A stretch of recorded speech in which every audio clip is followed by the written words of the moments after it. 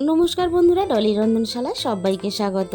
আর আজকে তোমাদের সাথে শেয়ার করব নিরামিষ ঢেঁড়স আলুর একটা দারুণ রেসিপিটা শেষ পর্যন্ত দেখার জন্য তোমাদের কাছে আমার অনুরোধ রইল। এখানে আমি 350 গ্রাম ঢেঁড়স খুব ভালোভাবে ধুয়ে পরিষ্কার করে নিয়েছি। ঢেঁড়সগুলো আমি প্রথমে কেটে রেডি করে নিলাম। ছোট ঢেঁড়সগুলো আমি গোটা রেখেছি আর বড় ঢেঁড়সগুলো আমি অর্ধেক করে নিয়েছি। আর সাথে দুটো মাঝারি সাইজের আলু লম্বা করে কেটে নিয়েছি। তাহলে এবার রান্নার দিকে যাওয়া যাক। প্রথমে আমি মশলা বানানোর জন্য কড়াইয়ের মধ্যে দিয়ে দিলাম 1 চামচ পরিমাণ গোটা জিরে, দিয়ে দিলাম 1/2 চামচ পরিমাণ রাঁধুনি, আর এখানে দিয়ে দেব 1 চামচ পরিমাণ পোস্ত। এবার সমস্ত মশলা আমি হালকা আঁচে নাড়াচাড়া করে ভেজে নেব। আর এই মশলাগুলো আমাদের প্রত্যেকেই রান্নাঘরেই কম বেশি পরিমাণে থাকে, তাই রান্নাটা করতে কিন্তু কোনো অসুবিধা হবে না। আমি সমস্ত মশলা হালকা আঁচে নেড়েচেড়ে ভেজে নিয়েছি। এবার আমি নামিয়ে নেব। ওই একই কড়াইয়ের মধ্যে আমি প্রয়োজন মতো প্রথমে তেল দিয়ে দিলাম। তেলটা খুব ভালোভাবে আমি গরম করে নিয়েছি। তেল গরম হওয়ার পরে সমস্ত কেটে রাখা আলুগুলো আমি দিয়ে দিলাম। প্রথমে আমি আলুগুলো ভেজে রেডি করে নেব। এবারে আমি আলুর মধ্যে দিয়ে দেব স্বাদ মতো লবণ, আর দিয়ে দেব সামান্য পরিমাণ হলুদ গুঁড়ো।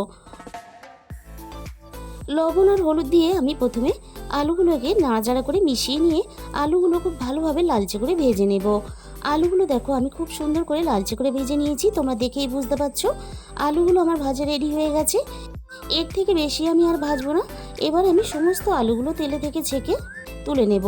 সমস্ত আলুগুলো তেলে থেকে ছেঁকে তুলে নেওয়ার পরে ওই একই তেলের মধ্যে আমি দিয়ে দিলাম কেটে রাখা সমস্ত ঢেঁড়সগুলো।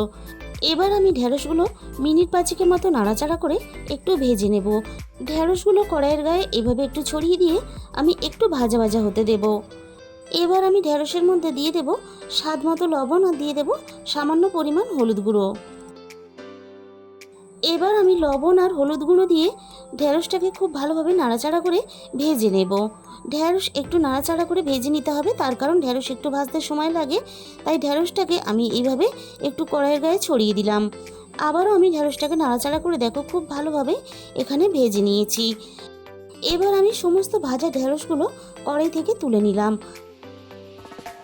ঢেঁড়সগুলো কড়াই থেকে তুলে নেওয়ার পরে ওই একই কড়াইয়ের মধ্যে আমি আবারও প্রয়োজন মতো তেল দিয়ে দিলাম। তেলটা খুব ভালোভাবে গরম হতে এখানে ফোড়নে দিয়ে দিলাম অল্প একটু কালো জিরে। আর ফোড়নের সাথেই আমি এখানে দিয়ে দেব 1/2 চামচ পরিমাণ আদা বাটা। এবার আমি আদা আর ফোড়নটা একসাথে একটু নাড়াচাড়া করে ভেজে নেব। এতে আদার কাঁচা গন্ধটাও চলে যাবে। ফোড়ন আর আদা একসাথে নাড়াচাড়া করে আমি ভেজে নেওয়ার পরে দিয়ে দেব একটা বড় সাইজের টমেটো কুচি। টমেটো কুচিগুলো একটু কয়েক সেকেন্ড নাড়াচাড়া করে ভেজে নিলাম। এরপরে আমি এখানে স্বাদ মতো লবণ দিয়ে দিলাম। লবণ দিয়ে আমি টমেটোটাকে আবারও একটু নাড়াচাড়া করে ভেজে নেব। এতে টমেটোর কাঁচা গন্ধটাও চলে যাবে আর টমেটোটা অনেকটাই নরম হয়ে আসবে। টমেটো একটু নরম হয়ে আসার পরে প্রথমে আমি দিয়ে দিলাম 1/2 চামচ পরিমাণ হলুদ গুঁড়ো, আর দিয়ে দিলাম এখানে 1 চামচ পরিমাণ ঝাল লঙ্কার গুঁড়ো, আর দিয়ে দিলাম এখানে 1/2 চামচ পরিমাণ ধনে গুঁড়ো, আর দিয়ে দেবো এখানে 1/2 চামচ পরিমাণ জিরে গুঁড়ো। সব শেষে আমি এখানে দিয়ে দিলাম সামান্য পরিমাণ চিনি। আরও একটু চটপটা করার জন্য সব শেষে আমি আরও একটা উপকরণ মেশাবো, তাই একটু চিনি এখানে ব্যবহার করলাম। এবার আমি সব কিছুর সাথে মশলা খুব ভালোভাবে কষিয়ে নেব। আর খুন্তি দিয়ে টমেটোটা এভাবে একটু আমি মাখা মাখা করে দিলাম। মশলা খুব ভালোভাবে আমি কষিয়ে নিয়েছি আর মশলা থেকে তেল ছাড়তে শুরু করে দিয়েছে।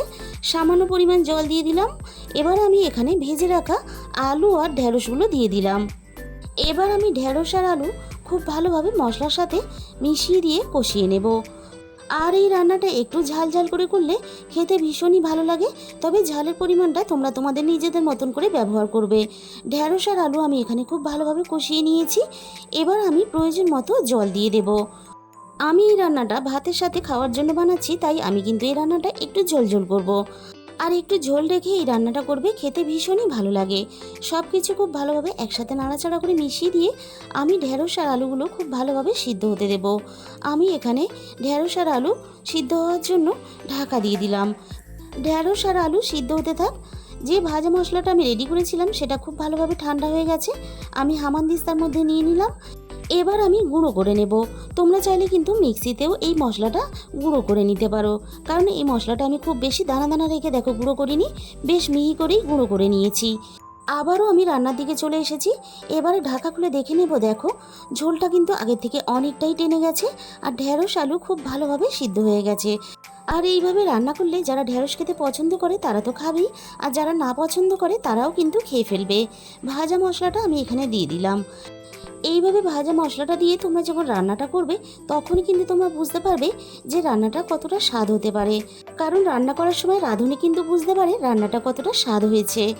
আর আরও একটু চটপটা করার জন্য আমি এখানে দিয়ে দিলাম অর্ধেক পাতিলেবুর রস। তবে তোমরা যদি কেউ না চাও তাহলে স্কিপ করে যেতে পারো, আর হাতের কাছে থাকলে দেওয়ার চেষ্টা করবে। এতে রান্নার স্বাদটা ভীষণই চটপটা হয়। আর দারুণ স্বাদের আমাদের একটা ঢ্যাঁড়সের নিরামিষ রেসিপি রেডি হয়ে গেল। শুধু ভাত নয়, এটা রুটির সাথেও খেতে ভীষণই ভালো লাগে। আর আজকের এই রেসিপিটা ভালো লাগলে প্লিজ একটা ভিডিওতে লাইক করে দিও আর প্রচুর প্রচুর শেয়ার করো। আর একদিন বাড়িতে ট্রাই করার পরে কমেন্টের মাধ্যমে জানিও তোমাদের কেমন লাগলো। আর যে সমস্ত নতুন বন্ধুরা এখনও পর্যন্ত আমার চ্যানেলটাকে সাবস্ক্রাইব করোনি, অবশ্যই চ্যানেলটাকে সাবস্ক্রাইব করে পাশে থাকা বেল আইকনটা অল করে দিও। তাহলে যখনই আমি কোনো নতুন রেসিপি আপলোড করব সবার আগে তোমার কাছে পৌঁছে যাবে। আর তোমাদের মূল্যবান সময় দিয়ে আমার এই রেসিপিটা শেষ পর্যন্ত দেখার জন্য অসংখ্য ধন্যবাদ।